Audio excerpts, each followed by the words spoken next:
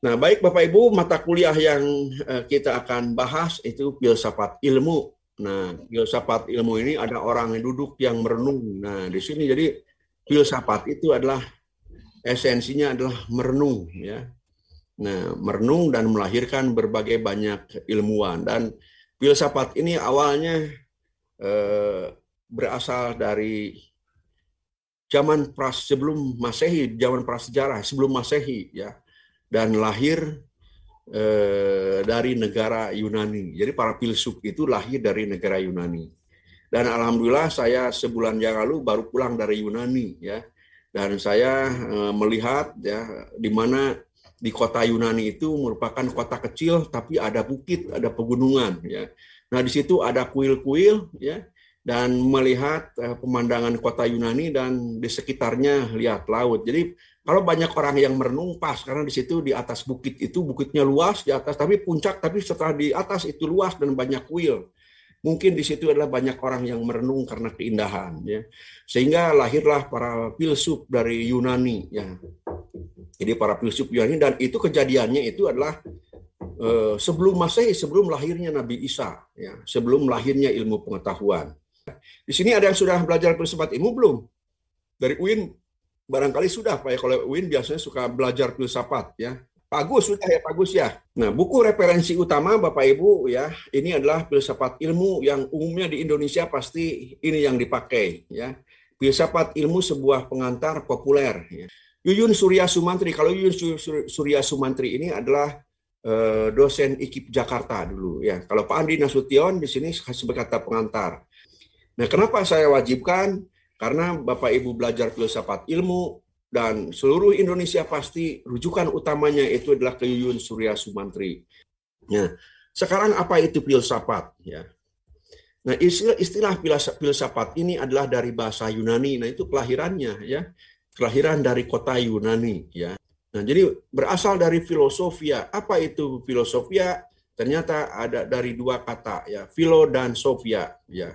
Philo itu adalah cinta, ya, artinya cinta. Sophia adalah kebijaksanaan, kebijakan atau kepandaian. Jadi filsafat ilmu itu artinya kalau dari segi arti kata itu adalah cinta kebijakan, cinta kebijaksanaan, atau cinta kepada kepandaian. Ya. Nah, oleh karena itu filsafat adalah keinginan untuk mencapai cita-cita pada kebijakan. Jadi filsafat itu adalah sebuah ilmu bagaimana kita menjadi orang yang pandai, menjadi orang yang bijak, menjadi orang yang bijaksana. Ya. Jadi filsafat ilmu itu adalah bagaimana kita menjadi orang yang bijak. Filsafat merupakan bidang pemikiran manusia yang paling penting karena bercita-cita untuk mencapai makna hidup yang paling hakiki. Ya. Jadi filsafat itu merupakan pikiran manusia yang merenung ya, mempersoalkan kehidupannya dan bercita-cita dia itu ingin hidup yang lebih baik, yang paling hakiki ya. Nah, itulah filsafat ya. Jadi filsafat adalah bagaimana intinya kita menjadi manusia atau bercita-cita menjadi manusia yang pandai, yang bijaksana, menjadi manusia yang bijak ya. Nah, oleh karena itu selanjutnya bahwa maka manfaat filsafat ilmu adalah cenderung berpikir kritis ya. Jadi kalau misalkan kita sekarang belajar, buat apa belajar filsafat ilmu ya? Memang saya belum menjelaskan apa filsafat ilmu itu, tapi saya perlu sampaikan misalkan buat apa di MM ini belajar filsafat ilmu ya, supaya kita itu berpikir kritis. Ya. Jadi segala sesuatu itu tidak menerima apa kata orang A ikut A. Oh, di sana banyak jin, misalkan hati-hati jangan ke sana. Ya, kalau berpikir kritis tidak begitu, benar enggak? Nih harus dibuktikan. Nah, itu adalah berpikir kritis ya. Kemudian mempermasalahkan hakikat persoalan. Ya. Jadi kalau misalnya menghakikat hakikat persoalan itu adalah bertanya lebih jauh di balik yang hakiki. Ya. Nah, mungkin Bapak Ibu suatu saat dan saya juga pernah ya, misalkan bercermin. Ada yang suka bercermin di sini? Ada yang belum pernah bercermin. Nah, pasti setiap hari itu pasti bercermin. Ya. Di hadapan cermin dan mungkin pada saat keheningan pasti begitu misalnya lihat cermin merenung, ini saya itu siapa ya gitu. Dan kalau misalkan ini tidak ada dunia, misalkan apa yang akan terjadi ya? Pernah nggak ada yang merenung begitu? Siapa saya gitu kan ya? Pernah nggak? Pernah ya. Kenapa kau merenung begitu? Lucu. Kok badan saya lucu misalkan ya. Merenung ya. Nah, jadi kita akan apa namanya bertanya nih, saya itu sebetulnya siapa ya? Nah, pasti setiap orang ya. Ada yang punya pengalaman lain nggak? Coba setelah dari selain Tresna tadi, pernah nggak ada yang merenung ya? Bahwa sebetulnya waktu kita bercermin siapa saya itu misalkan. Pernah nggak? Ada yang pernah? Oh pernah ya, meskipun mic-nya tutup pernah, tapi saya udah bisa baca ya. Saya bisa baca dari gerakan bibir. Nah, jadi intinya itu adalah kita berpikir mempermasalahkan hakikat suatu persoalan apa saja ya. Misalkan bagaimana kalau kita setelah mati, memang di agama memang diinikan benar atau enggak kan, bisa begitu ya. Dan kita mencoba mencari jawabannya ya. Nah, itu adalah kalau misalkan filsafat itu bicara tidak dalam aspek agama, kalau filsafat bicara dalam aspek menurut akal. Ya. Jadi akal yang mempertanyakan, kalau agama jelas ya, siapa kita? Kita adalah makhluk ciptaan Tuhan misalkan. Tapi kalau berpikir kritis itu adalah kita menjawab menurut akal. Makanya kenapa misalkan saya di sini gambarnya orang yang menerung duduk begini ya. Dan melahirkan beberapa filsuf. Nah, di bawah beberapa filsuf di sini ya ada Plato, Aristoteles, Anaximenes ya sebagai bapak filsafat ya. Nah, itu dari perenungan. Jadi merenung sebetulnya berfilsafat itu ya. Jadi esensinya kalau kita belajar filsafat kita berpikir kritis ya. Oleh karena itu misalkan kalau Bapak Ibu tadinya S1 sekarang S2, Bapak Ibu harus berpikir kritis ya. Berpikir kritis dan kalau melihat persoalan Bapak Ibu itu apa masalahnya dan bagaimana jawabannya. Nah, apalagi misalkan masalahnya itu adalah masalah yang berkaitan dengan masyarakat luas ya. Nah, dengan filsafat ilmu kita akan menjadi manusia yang arif dan bijaksana ya. Nah, kenapa kita menjadi orang arif dan bijaksana ya? Dalam perenungan mungkin seseorang akan melahirkan banyak jawaban.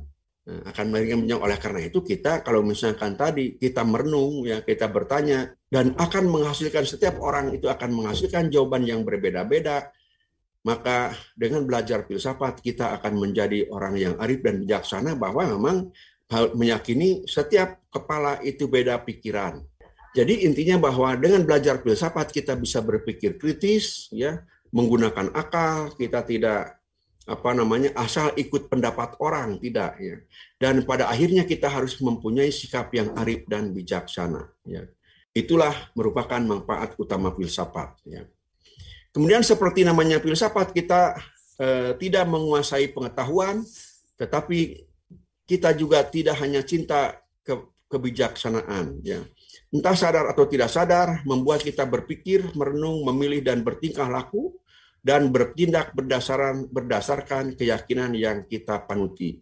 Dan dinilai merupakan permasalahan yang tidak tuntas, dijawab dengan tradisi, konvensi, ilmu, atau gabungan semuanya. Jadi intinya ya, bahwa dalam berfilsafat itu, kita tidak hanya ingin menguasai pengetahuan, tetapi pada akhirnya kita harus sampai kepada kebijaksanaan. Ya, salah satu contoh misalkan ya, kita hidupkan dari mulai bayi, kemudian anak-anak, remaja, dewasa, orang tua, dan misalkan orang-orang tua, semakin tua mereka itu adalah semakin bijak. Ya, coba aja kalau misalkan pada waktu kecil, kalau ada orang yang ngambek kepada kita, dilawan lagi. Ya, tapi kalau misalkan usia sudah tua ya, misalkan itu biasanya lebih bijak, biarin aja lah, toh misalkan tidak akan menyakiti kalau ada orang yang tidak mengenakan bagi kita ya. Jadi intinya bukan hanya kita menguasai, tetapi bagaimana kita menjadi orang-orang yang bijak ya. Dan sadar maupun tidak sadar, semuanya itu pasti dalam kondisi-kondisi yang kosong, yang tenang. Nah, kita pasti merenung ya, merenung tentang sesuatu, memilih misalkan apa yang, kalau ada dua pilihan misalkan ya. Nah, di sini misalkan ya, merenung memilih siapa sebetulnya kalau yang belum ada calon, misalkan calon yang cocok bagi saya ya. Itu merenung dan memilih ya. Nah, kemudian setelah merenung bersikap ya. Nah, kalau bersikap itu misalkan saya inginnya standar suami saya atau standar istri saya adalah A, B, C, D, E misalkan. Ya, wah banyak standarnya. Nah, makanya kita bertingkah laku. Ya, bertingkah laku itu bagaimana misalkan kita supaya kita itu bisa mendapatkan calon istri, calon suami sesuai dengan kriteria. Kalau misalkan kita ingin seseorang ingin punya istri yang ustazah, ya jangan ke bioskop, pasti ke pesantren. Itu tingkah laku, ya. Juga misalkan kalau mau nyari yang yang ustad, ya, jangan nyari ke bioskop, harus ke pesantren, ya. Atau misalkan ke majelis-majelis taklim, itu akan dapat ustad, ya. Nah, bagaimana kalau mendapatkan bos, Pak? Itu di mana-mana bos ada, ya. Nah, jadi di situ adalah bersikap, bertingkah laku dan bertindak, ya, berdasarkan keyakinan yang kita panuti. Makanya setiap keyakinan itu pasti berbeda-beda, ya. Dan nilai merupakan permasalahan yang tidak tuntas. Jadi nilai itu adalah mengenai baik buruk, itu adalah permasalahan yang tidak tuntas, ya. Dalam tradisi saja misalkan, ya. Suatu tradisi kadang-kadang kan ada tradisi, ya, tahu tradisi itu ada kebiasaan. Contohnya maaf misalkan kalau ya ada untuk orang Bali ngaben merupakan sesuatu kewajiban, membakar mayat, ya. Tapi mungkin bagi tradisi dari adat lain mungkin dianggap yang tidak biasa, ya. Karena di adat lain itu misalkan dikubur, ya. Maka itu merupakan suatu nilai yang bertolak belakang, ya. Nah, oleh karena itu kalau misalnya kita belajar filsafat, maka kita juga menghormati bahwa tiap orang itu mempunyai keyakinan. Bahkan misalkan kalau di Sulawesi Utara itu kan mayat itu disimpan di tebing-tebing, di gua-gua, ya. Atau konvensi. Nah, kalau konvensi ini adalah kesepakatan para ilmuwan, ya, atas suatu permasalahan, ya. Nah, itu misalkan permasalahan ilmu pengetahuan maka disepakati, ya. Dalam rangka misalkan mengurangi efek rumah kaca di dunia, maka setiap negara misalkan harus menghentikan polusi udara, ya. Kalaupun misalkan kendaraan, maka bahan bakarnya misalkan, cuman saya tidak hafal, ya, bahan bakar itu misalkan polusinya harus sekian persen supaya tidak mengotori bumi, ya. Kemudian ada kesepakatan di bidang ilmu. Nah, kalau kesepakatan di bidang ilmu itu, ya, kesepakatan para ilmuwan yang diterbitkan dalam jurnal-jurnal penelitian, ya. Jurnal-jurnal penelitian itu misalkan itu hasil kesepakatan reviewer yang menilai jurnal tersebut, ya. Bahkan kalau ilmunya misalkan diakui di seluruh dunia, maka orang yang melahirkan sesuatu hal, ya, yang menjadi penyelesaian masalah kehidupan itu akan mendapatkan hadiah Nobel, ya. Dan atau gabungan semuanya. Jadi bukan hanya tradisi, konvensi, ilmu atau gabungan semuanya, tetapi juga agama mempunyai nilai tersendiri, ya, yang mungkin tidak berseberangan dengan kenyataan sehari-hari, ya. Contoh misalkan nilai di dalam Islam, ya. Di dalam Islam itu adalah ada poligami. Itu kan nilai Islam dan membolehkan, ya. Tapi nilai masyarakat sekarang menstigma poligami itu adalah tidak sesuai dengan tradisi, ya. Tradisi, ya, misalkan. Kalau ditanya di sini calon ibu-ibu dan ibu-ibu pasti tidak akan setuju, ya, poligami, ya. Tetapi coba kita lihat misalkan, ya, raja-raja dulu, ya, jangankan misalkan di Indonesia, di dunia, ya. Di Indonesia saja, ya, kalau misalkan permaisurinya cukup satu, tetapi misalkan istri simpanannya, dalam arti kan kalau yang namanya raja dan orang itu pasti kalau disenangi oleh raja itu mau menikah, ya. Dianya sendiri, keluarganya merasa terangkat, ya. Kemudian kita kembali kepada Romawi, kerajaan Romawi, ya. Di kerajaan Romawi itu ada istana 1000 kamar. Nah, ternyata istana 1000 kamar itu setiap kamar itu untuk istrinya Kaisar Romawi, Kaisar Nero yang paling bengis, ya. Paling bengis tetapi paling senang istri sampai 1000 orang, ya. Coba kalau setahun kan 365 hari, ya. 1000 istri artinya kalau ketemu lagi istri yang hari ini misalkan ketemu, nanti 3 tahun lagi baru ketemu lagi, ya. Itu sampai ribuan, ya. Nah, makanya sebetulnya kalau lihat sejarah, ya, lihat sejarah bangsa-bangsa, raja-raja dulu, sebetulnya poligami di dalam Islam merupakan pembatasan, ya. Pembatasan kepada suami, jangan sampai lebih dari 4 istri, gitu kan dalam Islam kan boleh, ya. Dari ribuan, dari puluhan menjadi 4. Tapi bagaimana misalkan nilai masyarakat kita yang lebih mengedepankan apa istilah kalau sekarang itu. Nah, feminisme. Nah, itu kan misalkan melanggar HAM ya.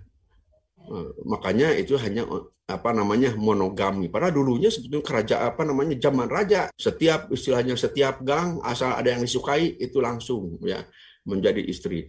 Nah, itu adalah persoalan nilai ya. Jadi intinya agama pun ini ada yang bertentangan dengan misalkan tradisi masyarakat tidak disenangi ya. Nah, atau juga mungkin tradisi juga bertentangan dengan agama ya. Misalkan ada tradisi yang membolehkan balas dendam keluarganya kepada yang membunuh misalkan keluarganya. Itu merupakan suatu kehormatan keluarga. Tetapi kan menurut Islam kan tidak boleh main hakim sendiri. Menurut hukum negara juga begitu. Nah, itulah banyak nilai-nilai di masyarakat. Nah, oleh karena itu dengan belajar filsafat kita menjadi orang yang bijak. Kemudian pencarian dan penuntasan masalah filsafat itu akan banyak terbantu dengan filsafat. Jadi filsafat itu adalah sesuatu hal yang penyelesai masalah kehidupan. Ya. Sebab filsafat merupakan suatu bagian dari keyakinan dan tindakan kita meskipun kebanyakan hal itu tanpa kita sadari. Ya. Jadi sebetulnya filsafat itu kita sering ya, tapi hanya belum merupakan suatu kegiatan keilmuan, yaitu hanya kegiatan pribadi. Ya. Nah, salah satu contoh kegiatan berfilsafat ya di dalam sejarah Nabi ya. Dulu kan ada yang namanya Nabi Ibrahim ya, dan Nabi Ibrahim itu belum mendapatkan wahyu ya.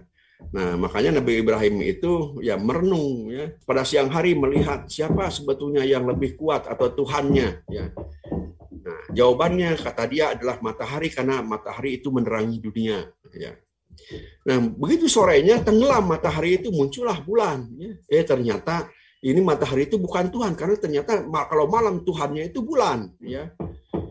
Nah, oleh karena itu ada yang mengatakan bahwa bapak filsafat yang pertama sebetulnya adalah Nabi Ibrahim karena apa? Karena mempertanyakan siapa Tuhan dia. Ya. Nah, itu mengenai filsafat ilmu. Jadi manfaat filsafat ilmu kita itu adalah berpikir secara akal, secara rasional, ya, menjawab suatu persoalan.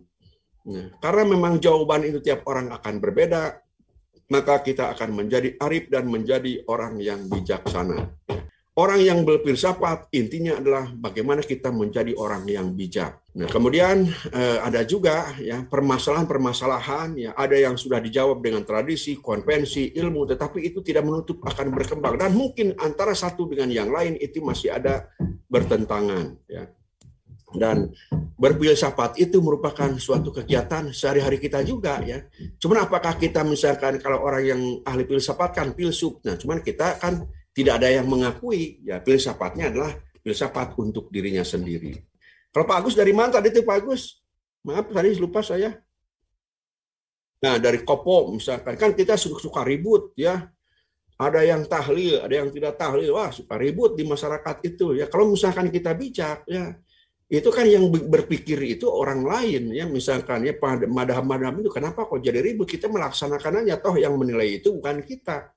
Nah, itu Allah Subhanahu wa Ta'ala, itulah pemikiran kalau kita belajar filsafat itu adalah menjadi orang yang bijak. Karena filsafat itu berpikirnya bukan berdasarkan kepada agama tapi berdasarkan kepada akal. Dan tiap orang itu akalnya berbeda-beda ya.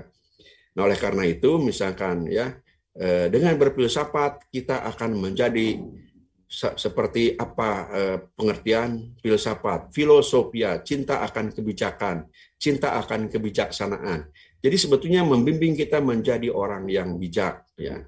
Nah, cuman masalahnya misalnya apakah filsafat itu perlu sampai sekarang? Nah, nanti Bapak tuntaskan dulu misalkan ya perkuliahan saya, nanti Bapak akan paham misalkan ya. Tapi kalau misalkan ini saya baru masih kulit mungkin masih belum bisa dipahami. Tapi yang jelas manfaat belajar filsafat kita intinya adalah berpikir kritis, berjiwa demokratis dan berjiwa yang bijak ya.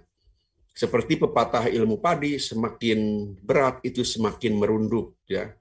Bahkan kalau misalkan saya pernah ngobrol dengan orang yang pandai, yang jago silat, jadi orang Sunda kan banyak yang jago silat, misalkan orang yang pinter silat, jago silat itu lebih banyak takut berantem. Ya. Karena apa? Karena dia sudah tahu titik lemah kalau bagaimana membunuh orang dengan satu totokan, misalkan ya. Makanya takut. Nah, artinya seperti orang yang berfilsafat itu adalah seperti ilmu padi. Ya. Semakin berat itu semakin merunduk. Ya. Kalau misalkan masih tangah kaluhur kalau dalam bahasa Sunda itu ilmunya belum dalam. Ya. Dia akan mengetahui bahwa dengan filsafat maka ilmu pengetahuan menjadi berkembang. Nah, jadi yang namanya filsafat itu adalah induknya segala ilmu. Ya, itu barangkali Bu. Baik Ya. Pak, terima kasih banyak. Ada lagi, silakan. Yang mau tanya satu lagi. Izin Pak. Ya, Pak Bambang. Dari pemaparan Bapak tadi ada beberapa, mungkin artinya saya perlu pemahaman yang lebih luas lagi Pak perihal poin pertama di manfaat filsafat ilmu tadi adalah berpikir kritis dengan mempermasalahkan hakikat persoalan. Nah, artinya dari ketika memang kita melakukan pemikiran secara kritis dari step by stepnya sampai akhirnya nanti mendapatkan win solution, tapi anggapan orang lain solusi atau jawaban dari permasalahan yang sedang kita selesaikan itu belum dianggap bijaksana gitu. Ya. Apakah hal tersebut sudah masuk dalam kategori manfaat filsafat atau belum, Pak? Nah, bagaimana misalkan kita itu sudah memberikan jalan keluar tapi orang lain belum menerima, nah disitulah kita harus lapang dada, ya. Karena apa? Bapak Ibu misalkan nanti suatu saat Bapak Ibu membuat tesis, ya. Nah, membuat tesis itu Bapak Ibu kan akan diuji nanti oleh para penguji. Apakah benar tidak misalkan kesimpulan tesis yang Bapak Ibu buat itu, ya. Nah, yang menguji harus yang lebih tinggi, ya. Jangan kata istilah Pak jengut-jengut jeung nudugul. Tahu nggak Pak jengut-jengut jeung nudugul? Botak. Yang botak, ya. Kita istilahnya itu menjambak orang yang botak percuma gitu kan ya. Nah, jadi kalau misalkan kita diuji dengan yang selevel itu percuma, harus diuji itu harus yang misalkan yang lebih tinggi. S2 harus S3, ya. S3 harus profesor yang menguji, harus yang step, ya. One ahead, di atas kepala, ya. Karena kalau misalkan selevel itu bisa gelut, ya. Wah, kamu juga ilmunya sama dengan saya, kok itu ya bisa gelut akhirnya menjadi bukan otak jadi otot larinya. Nah itu, dan ya itu Bapak Ibu itu istilahnya itu dites ilmunya oleh para penguji, misalkan apakah hasil penelitian Bapak itu benar enggak, jadi jangan benar cek saya gitu kan ya, karena itu hanya persepsi kita. Nah yang bisa membetulkan itu adalah pembimbing dan penguji, termasuk misalkan S3, ya. Saya sudah sebutkan kalau S3 itu harus melahirkan ilmu baru, ya. Apakah ilmu baru itu adalah pengembangan dari ilmu yang lama atau misalkan mengoreksi ilmu lama, ya. Nah, siapa yang mengesahkannya? Para profesor, ya. Profesor misalkan anggaplah di Unpad, oke, ilmu kita ilmu baru, ya. Oke, di Unpad. Kemudian begitu kita kan misalkan buat jurnal penelitian dan dipublish, ternyata ada profesor dari perguruan tinggi lain, wah ini salah nih, misalkan karena begini-begini, bebas kalau ilmu pengetahuan itu begitu, ya. Nah, yang dikatakan benar tidaknya suatu ilmu pengetahuan dalam implikasinya benar tidak gitu kan ya. Karena ilmu pengetahuan itu hanya baru tataran pemikiran. Nah, yang benar tidaknya itu adalah apabila sudah diaplikasikan, ya. Diaplikasikan ke masyarakat, apakah itu mempunyai jalan keluar atau tidak. Itu barangkali Pak Bambang ya. Jadi intinya bahwa ilmu yang kita misalkan pahami, karena itu kan kita itu ada persepsi ya, nanti saya lebih lanjut akan jelaskan lebih lanjut ya, apa persepsi itu akan beda-beda ya. Kalau tidak ada kita lanjut saja. Ya, silakan Pak Hilman. Ya. Jadi saya mau bertanya Pak, ya. Apa bentuk eksistensi disiplin ilmu berfilsafat dalam permasalahan manajemen ilmu ini Pak? Karena ya secara gimana Pak? Suaranya jelas Pak? Eksistensi filsafat ilmu dalam ilmu pengetahuan. Bentuk eksistensi disiplin ilmu filsafat dalam permasalahan manajemen ilmu ini Pak. Dalam hal manajemen ilmu. Karena secara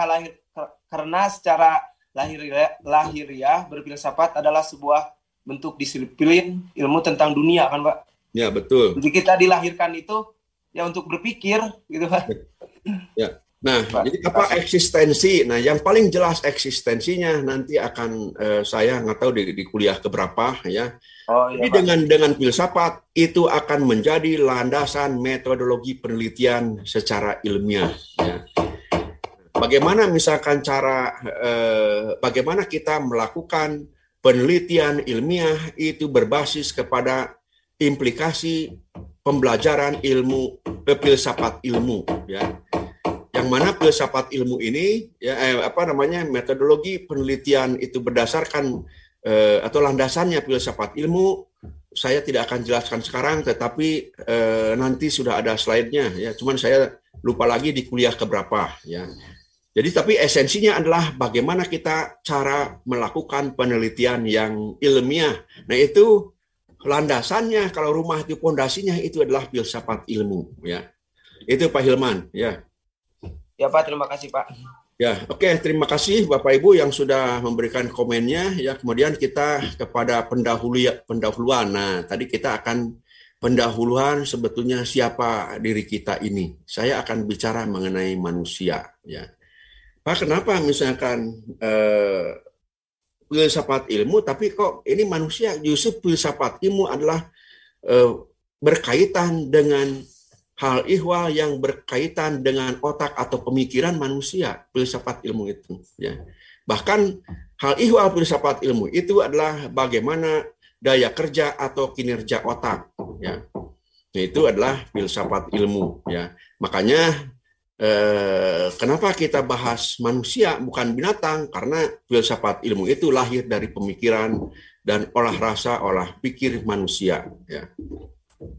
Nah, pembeda makhluk hidup ya.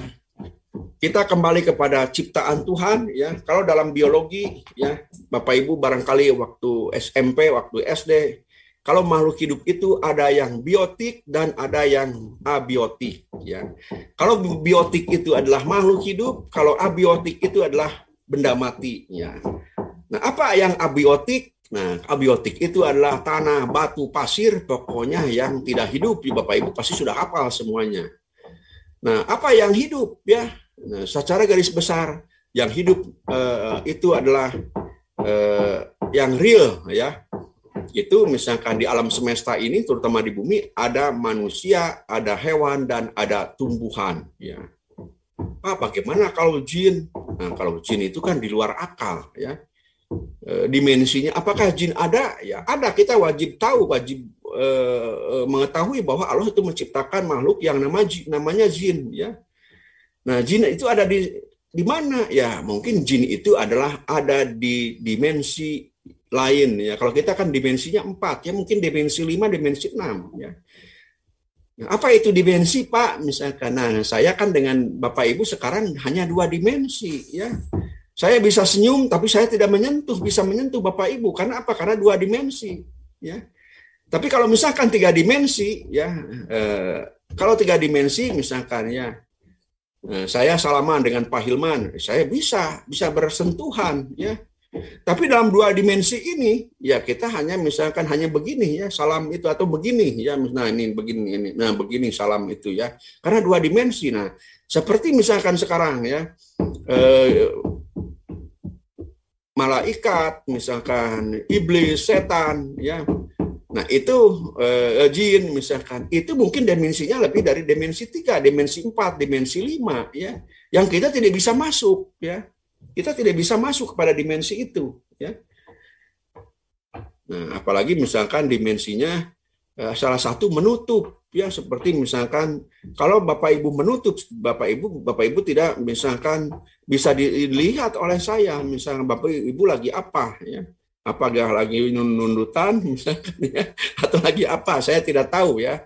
Atau misalkan lagi minum kopi dingin-dingin sambil nyelebu ngerokok ya, saya juga tidak tahu ya. Nah, jadi intinya bahwa makhluk hidup di dunia itu ada abiotik dan ada biotik. Nah, yang biotik itu ya, di sini ada tumbuhan, hewan dan manusia. Nah, apa perbedaan makhluk hidup ya? Nah, ini sebetulnya Bapak Ibu sudah mafhum ya. Cuman saya hanya mengingatkan ya, menyadarkan ya, bahwa kita itu punya pembedaan ya. Coba saya lihat di sini. ada tumbuhan, hewan, dan manusia. Ya. Makan. Nah, untuk makan, tumbuhan juga makan. Ya. Hewan juga makan, manusia juga makan. Ya. Kemudian tumbuh. Ya. Tumbuh itu berkembang. Ya. Tumbuhan, oke, ya, tumbuh. Hewan, oke, tumbuh. Manusia, oke, tumbuh. Bernapas, tumbuhan, hewan, manusia bernapas. Ya. Reproduksi, sama, tumbuhan, hewan, manusia. Nah, bernafsu, nah, di sini baru beda. Ya. Apakah misalkan Bapak Ibu melihat misalkan ada tumbuhan yang mempunyai nafsu? Ya. Pak Hilman, ada tumbuhan yang mempunyai nafsu? Ya. Sehingga misalkan kalau Diana atau Tresna ya bersandar ke bawah pohon, nanti dikeleketek pohon, ya karena pohonnya bernafsu. Ya.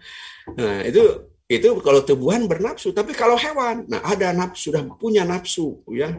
Manusia juga punya nafsu, ya. Maka misalkan salah satu kenapa misalkan kita mampu ya melakukan sesuatu reproduksi misalkan itu karena ada nafsu, dan memang nafsu ini yang harus dikendalikan, karena kalau nafsu tidak dikendalikan ya makanya nanti akan sama seperti hewan ya.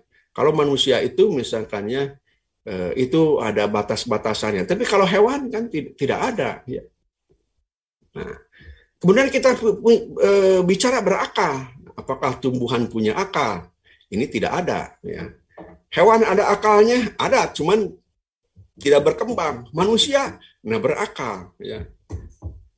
Nah, sekarang berpikir. Ya. Apakah tumbuhan itu berpikir? Tidak ada.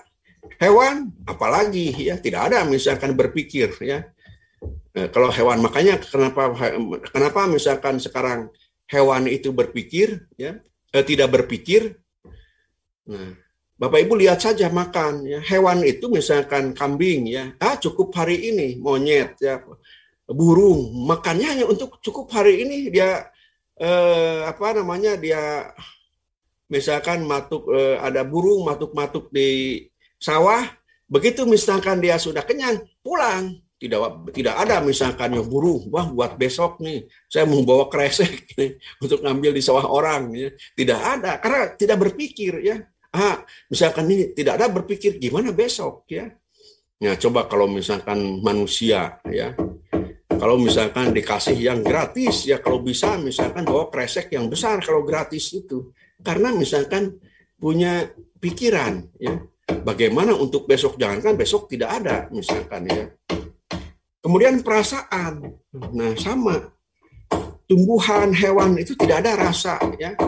Rasa sebagai orang tua, rasa sebagai anak, ya. Nah, bahkan misalkan ya rasa ini berbeda dengan manusia. Ya, kalau manusia itu dengan perasaannya punya kasih sayang ya, antara satu dengan yang lain. Bukan hanya perasaan kasih sayang yang dilandasi oleh cinta, oleh nafsu, tapi kasih sayang sebagai manusia. Bagaimana misalkan kasih sayang orang tua kepada anak, anak kepada orang tua, itu perasaan, ya. Nah. Satu lagi agama ya.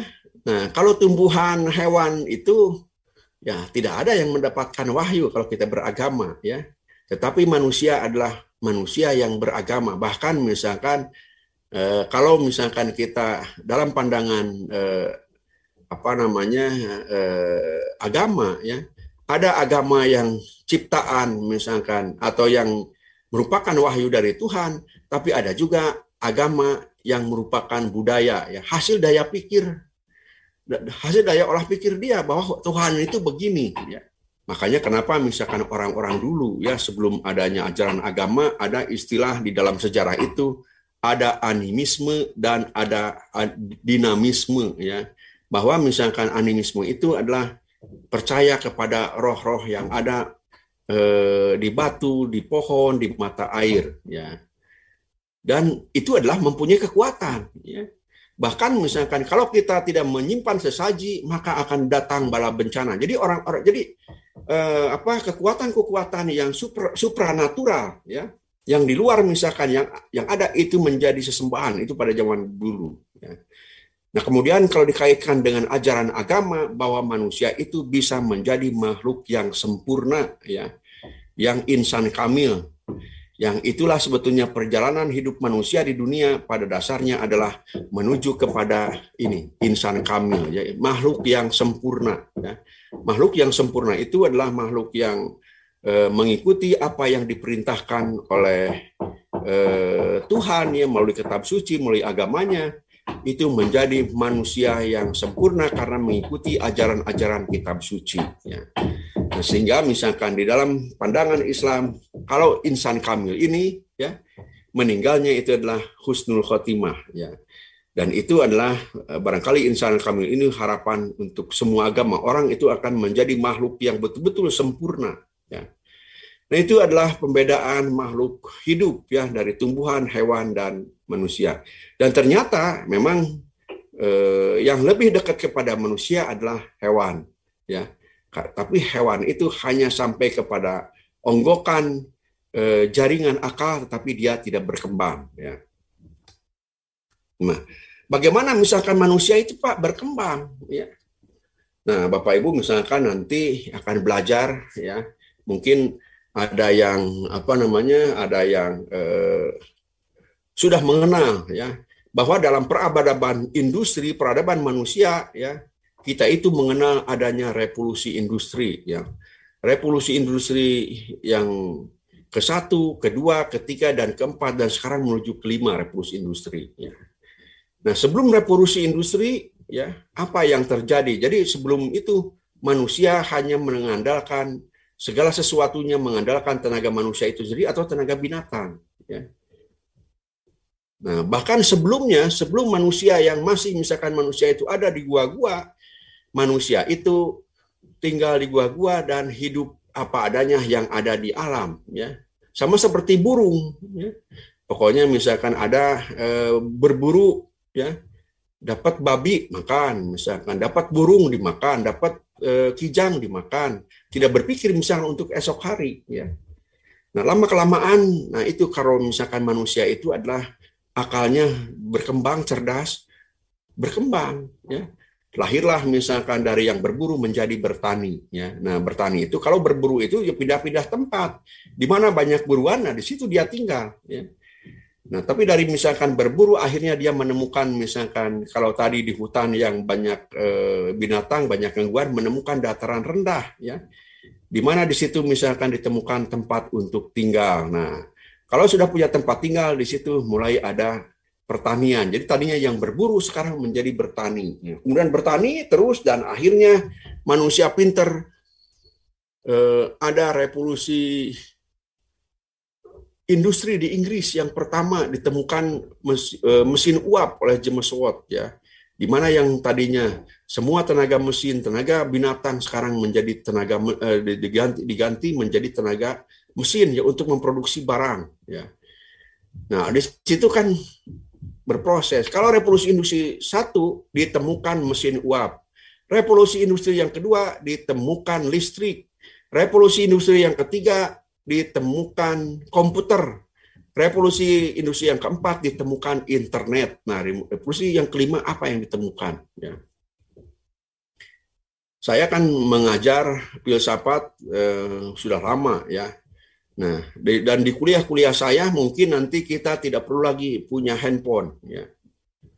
Nah, kenapa akan timbul nanti teknologi misalkan chip, ya. Nah, di mana disimpannya kita tidak tahu, apakah misalkan di kepala atau di badan, pokoknya dimasukkan sehingga nanti tidak ada lagi handphone, ya. Dan ternyata baru 2 hari yang lalu saya melihat di medsos, ya, ada seorang ilmuwan, dia merencanakan bahwa nanti manusia itu dilengkapi chip, ya, jadi bisa komunikasi jarak jauh tanpa adanya misalkan handphone karena itu gelombangnya sudah sama, ya. Nanti jadi apa yang saya pikirkan ternyata sudah ada jawaban, ya. Nah, jadi itulah bahwa manusia itu adalah mengalami peradaban, ya. Nah, peradaban ini sebetulnya terlahir karena dorongan adanya kepada sebagai sumbangsih dari bidang ilmu filsafat atau filsafat ilmu, ya. Itu pembeda makhluk hidup, ya. Nah, Oleh karena itu, kalau misalkan lihat perbedaan tadi antara manusia dengan hewan, ada yang mengatakan bahwa manusia itu ada al-insanu hayawanun natikun. Ya. Jadi manusia itu adalah hewan yang berakal. Ya karena apa? Karena sama. Ya. Cuman kalau hewan itu akalnya tidak berkembang, tapi kalau manusia itu adalah akalnya berkembang. Ya. Nah, dan manusia itu adalah tadi makhluk berakal dan makhluk berpikir. Ya. Jadi segala sesuatu dipikirkan. Ya. Siapa sih yang cocok calon saya, misalnya yang belum punya calon, itu pasti dipikirkan, ya. Dan itu sebetulnya adalah bertanya, dan bertanya itu adalah mencari jawaban, ya.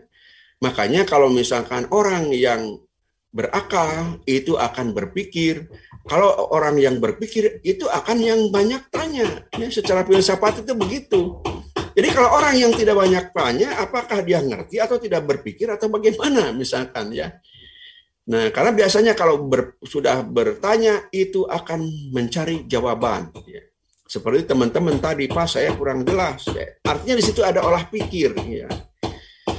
Nah, tapi juga misalkan bukan Pak, saya bukan tidak berpikir, saya tidak bertanya itu, tapi saya malu takut dianggap tidak tepat, ya ecek-ecek pertanyaannya. Nah, itu besar rasa malunya ya, besar rasa malunya ya. Jadi intinya sebetulnya dia itu berpikir, bertanya, mencari jawaban karena sebagai manusia. Kenapa tidak bertanya? Ya memang saya berpikir Pak, tapi tidak bertanya karena banyak malunya atau tidak ingin dianggap pertanyaannya biasa-biasa saja. Ya. Padahal kalau saya dulu waktu S1 terutama ya mulai dari dulu makan ada penataran ya. Saya kadang-kadang kalau misalkan kuliah ya belum ada pertanyaan siapa yang mau bertanya, saya langsung angkat tangan padahal pertanyaan belum ada ya. Nah, supaya apa? Minimal kalau ada kita di suatu lingkungan kita akan dikenal orang ya. Oh ini ada dikenal orang ya. Karena umumnya kalau misalkan di suasana baru seperti ini kan suasana baru ya. Nah, itu harusnya misalkan cepat tanggap, oh saya ya, kenal ke Pak Agus ya. Kenal misalkan saya tadi ke Bu Atikah misalkan yang tanya. Nah, itu. Jadi intinya adalah perlu ada keberanian. Ya. Terutama juga misalkan kita juga mempunyai ilmu pengetahuan, perlu ada keberanian dan siap dikritik orang karena pasti akan berbeda. Ya, tiap orang berbeda ya, berbeda pemikiran.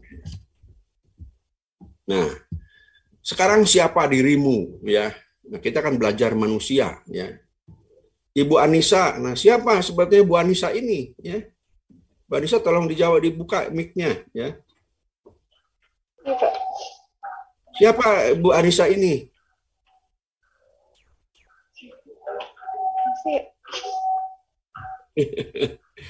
Siapa Ibu Anissa ya? Anissa Nur Hasanah. Siapa Bu Anissa ini? Bisa menjelaskan nggak? Saya ciptaan Tuhan. Oh, ciptaan Tuhan. Tahu menciptakannya?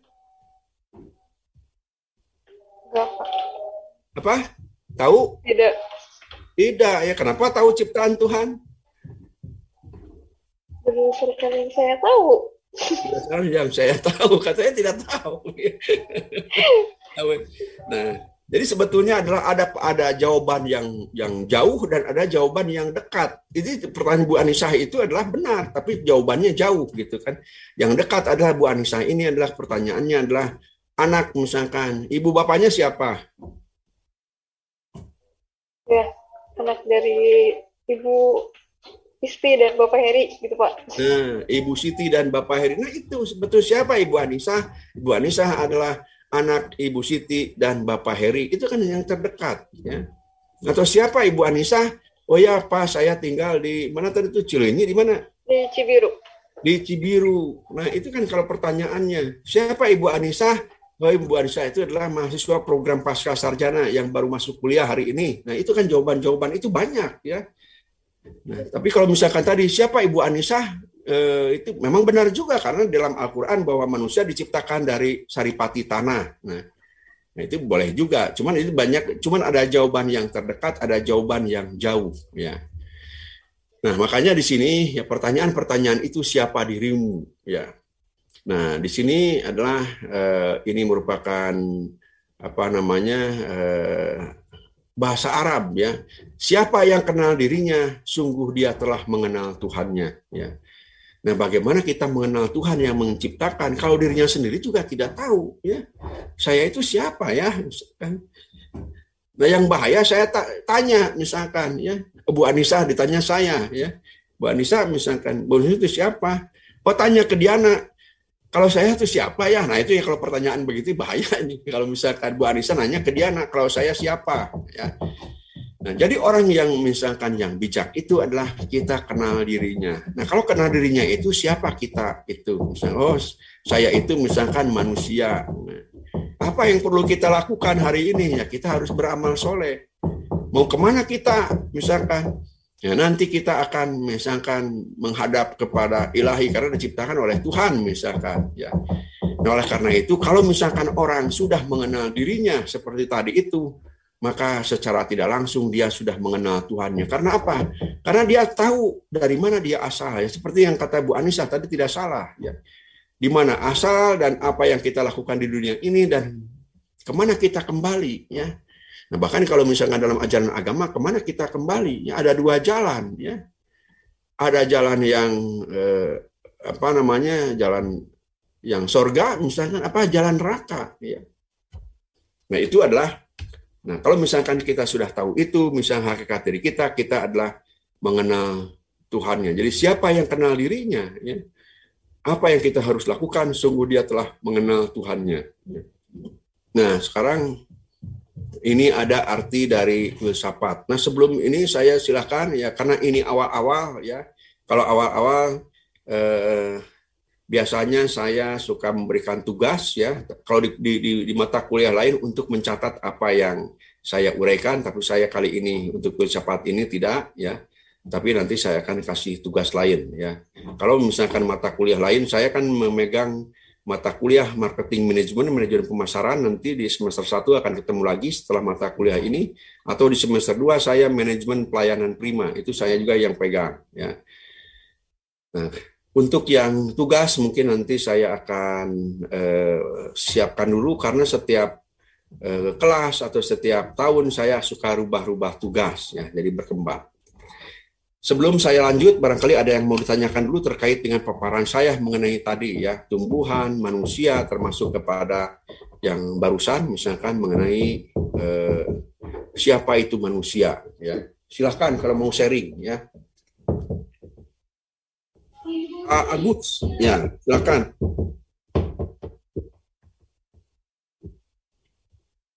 Ya, Pak Agus.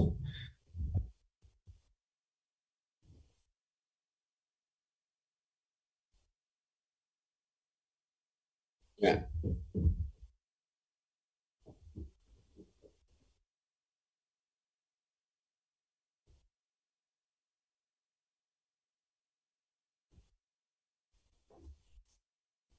Kenapa Pak Agus? Coba apabila mengenal apa?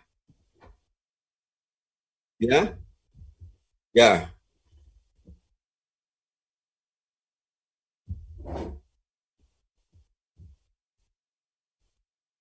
bahkan merasa bodoh.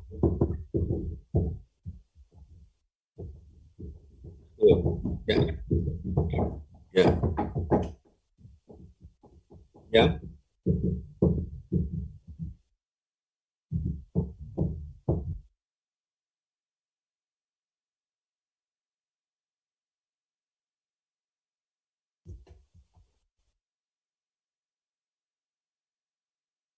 ya.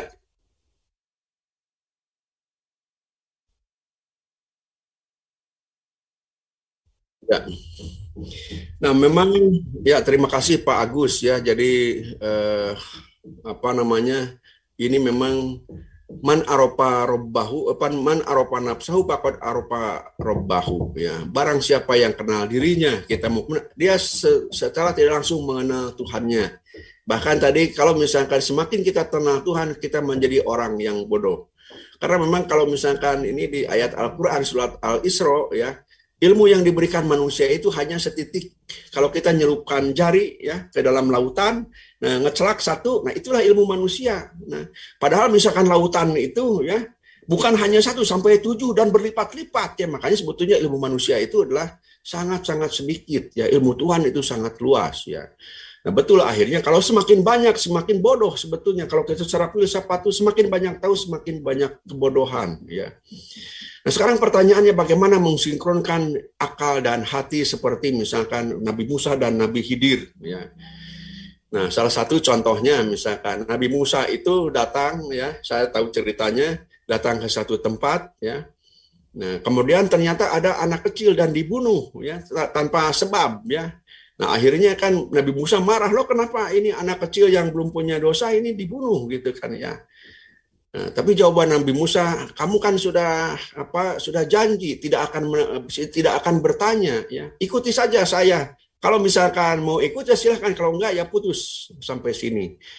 Nah, jadi di situ adalah ada Nabi Musa berdasarkan akal, Nabi Khidir berdasarkan pancaran hati ya. Karena Nabi Khidir itu ya kan ya ibaratnya sudah dikasih anugerah oleh Tuhan, itu bisa melihat apa yang terjadi atau apa yang akan terjadi pada anak itu di kemudian hari, pada masa yang akan datang ya. Dan itu adalah bukan pekerjaan akal, itu pekerjaan hati, pekerjaan agama ya. Nah, makanya meskipun misalkan ya di situ, tapi akhirnya kan mengikuti terus dan akhirnya memang berpisah karena Nabi Musa tidak kuat ya. Misalkan ada perahu yang yang bagus, malah oleh Nabi Khidir dibocorin ya, dibikin bocor supaya tenggelam ya. Nah, terus Nabi Musa juga bertanya, kenapa ini bagus-bagus bro kalau kok dibocorin, kan ini membuat tenggelam kan. Nah, kembali lagi jawaban Nabi Khidir, kan kamu sudah janji misalkan ya, tidak akan bertanya ini itu, pokoknya ikuti saja ya. Yang memang pada akhirnya dikemukakan ya, bahwa kenapa ya pada akhirnya kan ya karena Nabi Musa terus-terusan bertanya, Nabi Khidir juga mungkin ya udahlah kalau begitu saya akan jelaskan ya. Kenapa saya membunuh anak kecil? Karena anak kecil itu akan membuat orang tuanya masuk neraka ya. Makanya daripada misalnya membuat orang tuanya masuk neraka, maka anak itu dibunuh. Itu versi Nabi Khidir. Kemudian misalkan kenapa ini dilobangin perahu ya? Nah, karena di seberang lautan itu ada bajak laut. Karena kalau kelihatan misalkan ini masih baru, itu pasti akan dirampas oleh bajak laut itu ya. Nah, jadi kalau Nabi Musa itu berdasarkan akal ya, kalau Nabi Khidir itu berdasarkan hati. Nah, sekarang bagaimana filsafat ilmu ya? Kalau filsafat ilmu itu berpikir dengan akal, bukan dengan hati ya. Nah, makanya ada buku bagaimana kita menyelaraskan buku filsafat ilmu antara akal dengan hati ya. Jadi antara akal dengan hati itu ya, hati kan lebih banyak istilahnya itu bersumber kepada keimanan ya. Karena kalau tadi filsafat ilmu kepada akal, tapi kalau misalkan agama kepada hati, kepada keimanan. Tetapi dalam kesempatan yang lain pun ya ada juga misalkan ya, saya nggak tahu ini hadis atau apa gitu, adinu al-aklu ya, bahwa agama itu akal, dalam arti agama itu suatu saat bisa dibuktikan secara akal meskipun sekarang belum bisa dibuktikan ya. Coba misalkan ya, salah satu aja yang mukjizat dalam Al-Quran, banyak misalkan peristiwa-peristiwa yang terbukti sekarang ya. Salah satu contohnya misalkan ya disebutkan, padahal kan waktu itu zaman masih sederhana ya.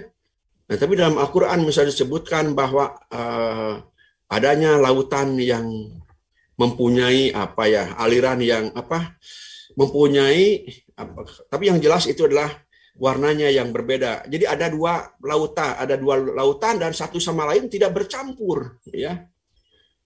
Dan memang Bapak Ibu mungkin lihat di medsos ya. Nah, tapi saya kemarin waktu di Yunani saya juga melihat ya, Yunani kan berada perbatasan dari dua laut ya, laut antara Asia ya dengan laut Eropa di situ. Dan kebetulan kemarin itu ada kunjungan ke 3 pulau ya, pakai kapal pesiar, pergi jadi dari jam 8 pagi sampai pulang jam 8 malam karena 3 pulau ya. Dan ternyata saya di situ adalah menemukan gelombang laut, dua warna laut yang berbeda di situ ya. Ada yang betul-betul kayak biru langit gitu, ada juga yang pudar gitu kan. Dan itu adalah ada batasnya ya. Nah, itu kan sama seperti dalam Al-Qur'an ya. Nah, oleh karena itu sebetulnya misalkan Pak, apakah suatu saat filsafat akan bertentangan dengan agama? Ya, suatu saat kalau memang kita memuja filsafat itu akan bertentangan dengan agama ya. Karena apa? Karena yang dipakai logika ya. Sama seperti dalam ilmu pengetahuan sekarang. Ilmu pengetahuan itu basicnya adalah logika ya. Basicnya adalah akal. Nanti saya akan jelaskan di kuliah lain ya, dalam slide yang lain ya. Nah, jadi kalau misalkan bagaimana sekarang mengharmonisasi akal dan hati, memang ini menjadi salah satu polemik dan saya ada bukunya ya. Bagaimana dalam buku filsafat itu menyelaraskan antara akal dan hati dalam hal filsafat ya. Nah, tetapi yang jelas kalau agama itu berbasis kepada keyakinan, berbasis kepada hati, tapi kalau filsafat berbasisnya adalah kepada logika dan kepada ilmu pengetahuan. Di mana kalau misalkan akal manusia itu seperti revolusi industri itu akan berkembang terus ya. Nah itu. Jadi intinya bahwa harmonisasi bisa terjadi, bisa juga misalkan ya tergantung orangnya ya, apakah misalkan bisa harmonis atau tidak ya. Itu Pak Agus ya. Ada yang lain lagi silahkan. Saya Pak boleh bertanya? Ya, Pak Ropa silahkan. Ya. Menyambung dari yang barusan dari Pak Agus dari merelasikan hati, mungkin dari saya juga agak juga. Sebetulnya dasar dari filsafat itu dari mana Pak? Apakah memang dari dasar pemikiran, apa memang keluarnya dari agama, budaya agama kayak gitu, sehingga bisa muncul kata filsafat itu sendiri Pak? Mungkin itu. Ya, jadi kalau misalkan lihat dari sejarah bahwa filsafat datangnya bukan dari agama, ya, filsafat datangnya dari budi akal manusia yang merenung, ya. Makanya di awal saya tadi bilang bahwa saya alhamdulillah sudah ke Yunani sampai kepada satu bukit, ya, di situ banyak kuil-kuil kuno sebelum Masehi dan Yunani itu banyak melahirkan filsuf-filsuf karena memang itu tempatnya sangat indah, ya. Sangat indah itu di puncak gunung ya, tapi ternyata memang dari awalnya adalah tinggi bukit itu, tapi setelah ke puncak gunung itu ternyata luas dan di situ banyak kuil-kuil ya, banyak kuil-kuil dan kita bisa melihat laut di situ, kemudian kota Yunani ya. Dan di situ misalkan orang-orang bisa buat puisi ya karena memang sangat indah ya. Apalagi sekarang ya, kalau di Indonesia misalkan ya, kalau kita lihat dari ketinggian ya, wah berbagai macam warna ya, kalau bangunan ya. Tapi kalau misalkan di Yunani, kalau kita lihat itu semua bangunan itu berwarna putih ya, di atas itu kelihatan putih ya. Dan setelah saya selidiki ternyata kan Yunani itu adalah salah satu penghasil marmer ya. Pokoknya kalau di kita adalah bukit pasir, bukit cadas, kalau di sana adalah marmer ya. Dan nuansa mereka itu rumah-rumah atau gedung-gedung dicat putih, makanya itu putih semuanya. Ya. Jadi putih semuanya. Nah oleh karena itu misalkan dari mana asal filsafat? Yaitu adalah dari pemikiran manusia datangnya. Ya. Dari bahkan bukan dari agama Kristen, karena Kristen kan awalnya adalah waktu setelah Masehi, setelah Nabi Isa ya. Nah, sebelum Nabi Isa itu 550 tahun yang lalu sebelum Masehi ya. Nah, jadi bukan berdasarkan dari agama, tapi juga kemudian filsafat juga akhirnya datang juga dari agama setelah ilmu pengetahuan kan tadi jadi gini esensinya. Awalnya bahwa filsafat lahir itu dari Yunani ya, ada Plato, Aristoteles ya. Kemudian tadi Meses misalkan, bukan Meses ya, kalau Meses ini untuk roti ya. Nah itu adalah para filsuf Yunani ya. Nah kemudian kenapa ini kok ada timbul filsafat Islam? Jadi sebetulnya Islam mempunyai sumbangan yang besar kepada ilmu pengetahuan. Karena yang pertama kali membuka buku-buku lama Yunani ternyata orang Islam waktu itu ya. Yang namanya adalah Ibnu Rusdi ya. Nah, Ibnu Rusdi ya, dan dia membaca dan mengembangkan filsafat Yunani ya. Dan oleh karena itu karena pertama kali yang menggali filsafat itu adalah orang-orang Islam, maka yang pertama kali sebetulnya pusat peradaban dunia itu ada di dunia Islam ya. sebelum nanti berpindah kepada Eropa, ya. Jadi dunia Islam itu sudah melahirkan banyak ilmu pengetahuan. Makanya misalkan sekarang basic ilmu pengetahuan aljabar, ya. Itu aljabar itu kan matematik, itu kan orang Arab, ya. Kimia, alkimia, ya. Kemudian ahli sejarah Ibnu Khaldun, ya. Dan banyak lagi ahli-ahli. Jadi datangnya dari Yunani itu langsung masuk ke dunia Arab, ya. Jadi yang mempelajari filsafat Yunani, ya, itu orang Arab mengembangkan, ya. Nah, akan tetapi berbeda dari Yunani. Kalau Yunani itu filsafat dari pemikiran, maka setelah filsafat masuk ke orang Arab dan kemudian orang Arab itu adalah punya kitab suci Al-Quran yang menjadi landasan pemikiran, orang Arab itu tidak hanya ke akal melulu, tetapi kepada kitab suci, ya. Nah, salah satu misalkan, ya, wahyu Nabi Muhammad adalah ikro, bacalah. Jadi kalau bacalah di situ sebetulnya itu filsafat sebetulnya. Baca itu kan bukan hanya misalkan kita membaca, tapi di situ ada renungkan misalkan, ya. Pikirkanlah, ya. Nah, jadi di balik baca itu renungkan, pikirkan. Kan kalau kita membaca kan pasti begitu, ya. Seperti misalkan siapa yang kenal dirinya, sungguh dia telah mengenal Tuhannya. Saya akan baca. Setelah itu merenung apa sih maksudnya, ya. Kan merenung di situ, ya. Nah, akhirnya kan di dunia Arab di situ ilmu pengetahuan itu sangat cemerlang, ya. Pada saat Harun al-Rasyid rajanya, ya. Bahkan sempat ya di dalam perkembangan peradaban Islam ada kaum Mu'tazilah, ya. Ada kaum Mu'tazilah itu adalah yang mengagung-agungkan akal, ya, sama seperti orang filsafat. Jadi kalau misalkan kata akal ini misalkan A, ternyata di Quran adalah B, tetap dia ambil akal, ya. Jadi salah satu pendorong itu adalah orang-orang Mu'tazilah, ya. Karena kan dari semua dari semua ayat-ayat Al-Quran kan, Al-Quran itu kan ilmunya Tuhan, ya. Kita mungkin tidak akan mencapainya, ya. Maka dia berpikir saja sesuai dengan versi dia, pikiran dia, ya. Al-Quran dipercaya tapi misalkan dia tidak dianut gitu kan. Tapi makanya misalkan ada yang mengharamkan, ya, filsafat. Salah satunya adalah Imam Ghazali, ya, saya ada bukunya, ya, mengharamkan filsafatnya Ibnu Rusdi yang menggali filsafat Eropa, ya. Nah, jadi artinya di sini bahwa filsafat itu sebetulnya awalnya adalah melulu hasil pemikiran manusia, tetapi masuk ke dunia Islam, filsafat pun ini merujuk kepada tadi, ya, ajaran agama dan dikembangkan dengan filsafat. Makanya ada istilah filsafat Islam dalam ilmu pengetahuan, ya. Itu Pak, barangkali Pak, ya. Ya Pak, jadi intinya bahwasanya bahwa filsafat itu awalnya memang bukan dari agama, dari pemikiran. Berarti orang zaman dulu itu memang belum memiliki kepercayaan atau kayak gimana Pak? Ya, karena tapi kan sekarang bisa disambungkan dengan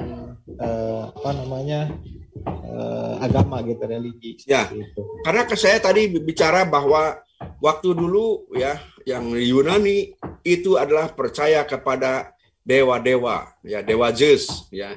Makanya di situ adalah di tempat wisata yang saya naik itu, di situ adalah kuil-kuil pemujaan, ya. Kalau kita Borobudur lah mungkin, ya. Karena memang itu adalah tidak bersumber kepada agama yang misalkan yang umum yang dianggap dari Tuhan. Kalau itu hanya pemikiran saja, ya, pemikiran manusia, ya. Bahkan sebetulnya sampai sekarang filsafat pun sebetulnya itu adalah bersandarkan kepada akal. Sekarang itu, ya. Yang namanya filsafat itu tetap bersandar kepada akal, ya. Nah, jadi intinya adalah makanya ada yang mengatakan bahwa ilmu adalah netral, artinya ilmu itu adalah terlepas daripada agama. Makanya kenapa di Indonesia misalkan di dalam undang-undang pendidikan, ya, di situ tujuan pendidikan di Indonesia adalah menciptakan orang yang bertakwa kepada Tuhan. Artinya di situ kita harus ada batasannya, bukan semata-mata berfilsafat, tapi untuk orang Indonesia itu adalah ada pembatas, yaitu kita ada ajaran agama, ya. Nah, sama kalau kita misalkan mengandalkan akal semata, ya. Ini bisa terjadi untuk misalkan bagaimana menciptakan ilmu pengetahuan, Bisa jadi, dan memang ini pernah terjadi ya. Dan misalkan nanti manusia bagaimana kalau dikawinkan dengan binatang misalkan, itu pemikiran yang radikal ya. Kemudian misalkan bagaimana kalau antar hewan dikawinkan misalkan ya. Atau misalkan antar manusia, bahkan misalkan bagaimana kalau misalkan orang mati bisa dihidupkan, itu akal ya. Itu berpikir filsafat ya, pokoknya apa saja gitu kan ya. Nah, apalagi di luar negeri kan memang misalkan di luar negeri kan agamanya tidak jadi rujukan ya, tetap yang akal ya. Nah, itu barangkali Paropa ya. Oh iya Pak. Ya, ada lagi? Kalau tidak ada, Saya Pak. Ya silakan. Pak siapa? Pak Hilman, Pak. Ya, silakan. Ya Pak, saya mau bertanya. Mungkin kalau pertanyaannya agak gimana gitu ya Pak, mohon maaf. Ya nggak apa-apa. Ya. Saya selalu bertanya-tanya sih dari dulu Pak, dari kecil gitu ya. Ya. Jadi mengutip tadi pembahasan yang tadi ya Pak, tentang makhluk hidup dan agama.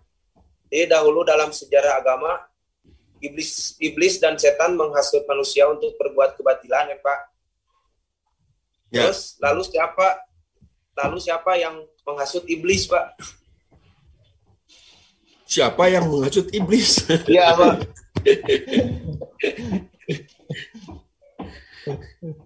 Jawabannya harus ke Karena siapa itu yang menghasut iblis untuk berbuat tidak ini ya. Nah, ini sebetulnya di luar filsafat ya. Nah, tetapi karena mungkin ini saya juga hanya mencoba ya. Siapa yang menghasut? Sebetulnya tidak menghasut ya. Tidak ada yang menghasut karena iblis itu kan biasanya karena menghasut itu adalah iblis lagi ya. Betul nggak? Orang yang menghasut kepada keburukan itu adalah setan ya. Setan merupakan anak buahnya atau cicitnya iblis. Nah, sekarang kalau dulu kan siapa yang menghasut iblis untuk menggoda Nabi Adam ya. Jadi sebetulnya tidak ada yang tidak menghasut ya. Cuman ini nah inilah kembali kepada penciptaan ya. Kalau kita misalkan kembali kepada Al-Qur'an, jawaban itu saya perlu ini juga ya. Bahwa kalau Nabi Adam itu adalah terbuat dari tanah, iblis dari api, kalau misalkan malaikat dari cahaya ya. Nah, begitu misalkan pertamanya kan begini, begitu mau diciptakan Adam dan diberitakan kepada malaikat seolah-olah sedikit protes ya. Buat apa ya Tuhan, misalkan ya Allah membuat makhluk yang namanya manusia yang sebelum-sebelumnya juga itu adalah peperangan ya, menumpahkan darah ya. Tetapi di dalam Al-Qur'an Allah hanya menjawab, aku lebih tahu dari yang kamu tidak tahu ya. Nah, ini juga filsafat. Aku lebih tahu dari kamu, aku lebih tahu dari yang kamu ketahui ya. Bahwa pengetahuan kamu itu terbatas ya. Jadi kamu jangan ngomong apa-apa ya, karena aku lebih tahu ya. Nah, itu jawaban Allah ya. Nah, kemudian begitu misalkan disuruh bersujud ya, maka malaikat bersujud kepada Adam. Tetapi iblis itu begitu disuruh sujud, iblis itu nanti dulu nih ya. Jadi di situ bukan menghasut, tapi dia merasa bahwa misalkan diciptakan dari api yang merasa dia itu mulia gitu kan, daripada tanah ya. Nah, itu sebetulnya jadi tidak dihasut karena itulah. Jadi awalnya itu adalah karena memang di sini adalah misalkan suatu pertanyaan. Tadi malaikat juga kan bertanya, ya, bukan misalkan terhasut, malaikat pun bertanya buat apa? Ya Allah misalkan membuat Adam yang sebelumnya berperang, iblis pun juga bertanya gitu kan ya. Kok saya harus menghormat makhluk yang belakangan, bahkan misalkan tanah, kalau saya api gitu kan ya. Saya nggak mau misalkan. Itu karena kesombongan dan memang punya pendapat lain lah di situ ya. Nah, itu barangkali ya, tapi benar tidaknya saya tidak tahu karena saya bukan ustadz ya, saya hanya dosen, tapi saya mencoba makna dari surat Al-Baqarah 30 kalau tidak atau 29-30 kalau tidak salah ya, dan saya coba merangkai beberapa yang dapat saya informasi. Jadi bukan dihasut tapi hanya merasa sombong. Makanya kenapa Allah itu adalah sangat benci kepada orang-orang yang sombong ya. Jadi jangan sombong di muka bumi. Nah itu karena awalnya yang membuat celaka itu adalah sombong. Jadi sebetulnya bukan ini, tapi karena kesombong. Jadi tidak ada yang mau, tadi kesombongan diri sendiri saja timbul gitu kan.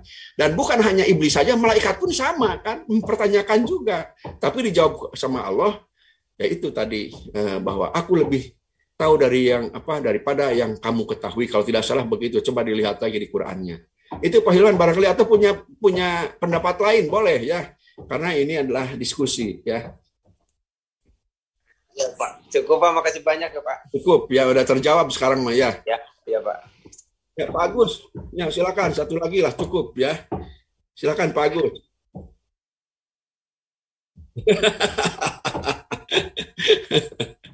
Gimana Pak Agus?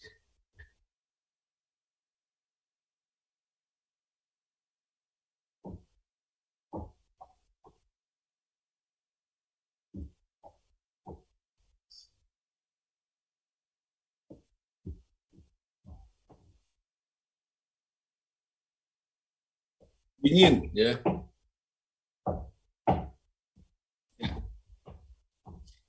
Itu saja barangkali Pak Agus. Komentarnya terima kasih Pak Agus ya. Sudah ya melengkapi. Kita lanjut saja ya. Nah, sekarang kita coba, tadi saya panjang lebar mengenai hakikat filsafat ya. Karena kalau misalkan kita menjelaskan filsafat dengan kata-kata dari para ilmu kadang-kadang tidak paham. Tapi saya coba menerjemahkannya. Tapi pada saatnya saya juga harus mengutip pendapat para filsuf, para penulis filsafat ya. Karena mereka lah yang lebih dulu paham filsafat daripada saya. Ya. Nah di sini ada Puja Wiyatna ya, bahwa filsafat adalah sejenis pengetahuan berusaha mencari sebab akibat sedalam-dalamnya. Nah di sini ya. Jadi berusaha mencari sebab akibat, ya. Mencari sebab akibat sedalam-dalamnya, ya. Bagi segala sesuatu berdasarkan apa? Nah ini pikiran belaka. Jadi tanpa agama sebetulnya, ya. Berdasarkan pikiran belaka. Ini menurut Puja Wiyatna, ya. Filsafat merupakan pengetahuan atau penyelidikan dengan akal budi. Nah hanya dengan akal di sini. Di mana akal itu terbatas dan berkembang ternyata ya, kata dulu bisa akan menurut akal benar, kalau sekarang mungkin tidak ya, mengenai sebab-sebab, asas-asas hukum dan sebagainya daripada segala yang ada dalam alam semesta, atau mengetahui kebenaran dan arti adanya sesuatu ya. Jadi intinya bahwa kalau berpikir secara filsafat itu adalah pertama mencari sedalam-dalamnya, misalkan ya. Apa mencari sedalam-dalamnya ya. Nah, contoh misalkan ya ini sebelumnya dalam total quality management ya, cuma memang di sini mata kuliahnya tidak ada. Ya, dalam total quality management itu ada yang namanya problem solving melalui YY diagram ya. Jadi YY diagram itu menanyakan terus-terusan. Contoh misalkan kenapa banjir di Jakarta? Nah, why misalkan jawabannya karena misalkan sungai-sungai mengalir ke Jakarta, semuanya bermuara di Jakarta. Nah, tapi kenapa misalkan menyebabkan banjir? Karena misalkan sekarang yang pertama adalah banyak hutan-hutan di hulu, misalkan daerah Bogor itu dibabat ya, dibabat untuk perumahan segala macam, dan di Jakarta pun misalkan di situ yang tadinya rawa-rawa itu adalah dibuat perumahan, dibuat industri ya. Nah, jadi ditanyakan terus mengapa misalnya dari banjir, misalkan karena sungai, kalau sungai karena misalkan banyak pohon yang gundul. Nah, kenapa banyak pohon yang gundul di sini? Karena banyak penebangan liar misalkan ya. Kenapa banyak penambangan liar? Misalkan karena pemerintah tidak menegakkan aturan. Aturan ada misalnya tapi tidak ditegakkan ya. Nah, kenapa misalkan terus ditanyakan kenapa aturan ada tapi tidak ditegakkan? Karena banyaknya misalkan KKN ya. Nah, itu banyak kolusi ya. Jadi artinya misalkan di sini penyebab banjir Jakarta itu karena kolusi akhirnya. Jadi bukan karena dibabat hutan ya. Jadi esensinya adalah karena kolusi. Kenapa terjadi kolusi? Karena misalkan manusia sekarang itu ingin banyak uang sebanyak-banyaknya dengan menghalalkan segala cara. Jadi intinya apa banjir Jakarta? Karena apa? Karena apa orang misalkan ya ingin uang sebanyak-banyaknya misalkan. Nah, kenapa misalkan orang ingin uang sebanyak-banyaknya? Karena dia ingin senang misalkan ya tanpa mengindahkan peraturan. Jadi intinya kembali kepada perilaku ya. Jadi perilaku banjir. Kalau misalkan kita mencari sebab-sebab sedalam-dalamnya, kita harus mengurai ke belakang apa sih penyebabnya ya. Nah, jadi itulah berpikir filsafat itu dengan why ya. Why itu kemarin mengapa? Maka why diagram. Coba aja. Nomor 1 why-nya apa? Banjir ya. Oh, jawabannya ini. Nomor 2 terus sampai ke ujung ya. Jadi akhirnya sebetulnya manusia pengen banyak uang tapi misalkan menyalahi peraturan ya. Nah, kalau begitu bagaimana caranya? Nah, itulah jalan keluar ya. Jalan keluarnya macam-macam. Misalkan perlu edukasi, ajaran agama misalkan ya, atau gajinya harus besar, itu kan salah satu solusi. Ya. Nah itu adalah menurut arti mencari sebab sedalam-dalamnya. Ya. Bagi segala sesuatu berdasarkan pikiran belaka. Ya. Nah apakah tadi misalkan dikaitkan dengan agama, dikaitkan dengan budaya? Tidak, dengan pikiran tadi, pikirannya why diagram. Ya. Jadi dengan pikiran belaka. Nah itulah berpikir filsafat. Ya. Sampai sini barangkali berpikir itu ya, karena ini harus paham dulu ya. Meskipun ini hanya satu hanya satu pengertian, tapi hal ini harus betul-betul dipahami ya. Berpikir filsafat itu adalah berpikir sedalam-dalamnya ya, mencari sebab segala sesuatu secara sedalam-dalamnya dan menggunakan pikiran belaka ya. Sampai saat ini barangkali ada yang mau disampaikan dulu. Kenapa saya banyak dialog di awal-awal supaya Bapak Ibu itu paham apa itu filsafat sebetulnya ya. Silakan kalau ada yang tanya ya mengenai pengertian dari Puja Wiyatna ini. Ya, jadi intinya bahwa filsafat itu mencari sebab sedalam-dalamnya, mencari akibat sedalam-dalamnya dengan menggunakan akal pikiran ya, tidak menggunakan budaya, tidak menggunakan misalkan agama. Nah, itulah filsafat itu bebas dari itu ya. Ya. Ya, silakan Pak Agus.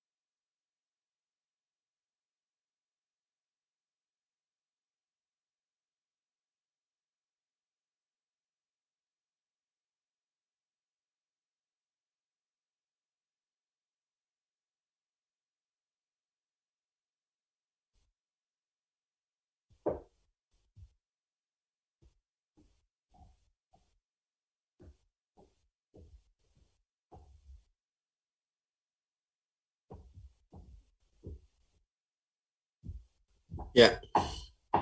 Nah, jadi memang sebetulnya saya mengikuti dengan berfilsafat harus mengikuti dengan akidah yang kuat. Betul, ya. Karena apa? Ya, ini saya bicara ujungnya ya. Dari perkembangan ilmu pengetahuan dan teknologi di barat ya, akhirnya mengagung-agungkan akal ya. Dan ada masanya manusia, nanti saya jelaskan di kuliah yang akan datang, mungkin bukan materi pada hari ini ya, bahwa manusia itu adalah, kalau dulu manusia itu merasa ditundukkan oleh alam ya. Takut kalau misalkan ada mata air keramat, takut misalkan hutan larangan ya, meskipun di situ ada ya ada orang tua dulu menciptakan itu ada maksudnya ya. Nah sekarang terbalik ya, kalau dulu aku diatur oleh alam semesta, oleh dunia, tapi sekarang akulah yang mengatur alam semesta ya. Dan itu dicetuskan itu adalah oleh Descartes ya, orang Perancis. Dia mengatakan cogito ergo sum ya. Aku berpikir karena aku ada. Jadi kalau misalkan merasa berpikir, ya merasa ada nih. harus berpikir, ya. Nah, salah satu tanda berpikir apa? Bertanya, ya. Nah, kalau misalnya tidak bertanya apa Pak? Apakah bingung? Apakah berpikir? Apakah apa? Itu berpikir filsafat, ya. Nah, oleh karena itu kata Bapak tadi perlu akidah yang kuat karena memang pada akhirnya pengembangan ilmu pengetahuan dan teknologi di barat itu melahirkan orang-orang yang ateis, ya. Yang ateis akhirnya, ya. Kenapa?